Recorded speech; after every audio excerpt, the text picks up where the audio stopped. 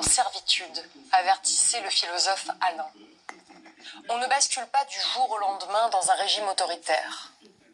Ceux qui, à travers l'histoire, y ont plongé n'étaient pas plus bêtes que nous, pas plus méchants. On y glisse souvent doucement, sans fracas, à force de petits renoncements et d'inconscience. Ça commence par des mots vidés de leur sens, des réalités travesties, des discours qui banalisent ce qui ne devrait pas l'être. Et puis un beau matin, on réalise que la démocratie n'existe plus. On n'est même pas stupéfait, on est impuissant.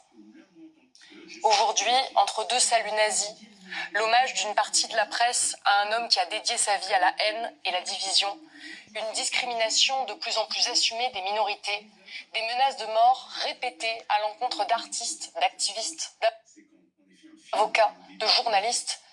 Vous ne l'entendez pas, la petite musique qui monte?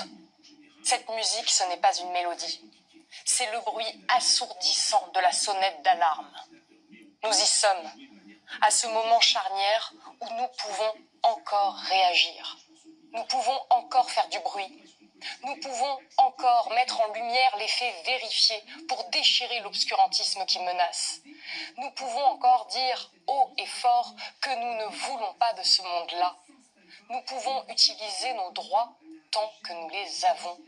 Le droit d'informer, le droit de nous rassembler, le droit de créer, le droit de rire et de faire rire, le droit d'affirmer notre envie de solidarité, notre besoin d'humanité. Nous avons encore le droit de résister de toutes nos forces à ce vent de haine et d'intolérance. La démocratie ne meurt que si on la laisse mourir. Pour reprendre les mots de Cyril Dion, il est peut-être temps d'arrêter de se demander de quel côté de l'histoire nous aurions été à l'époque pour se demander de quel côté nous voulons être aujourd'hui.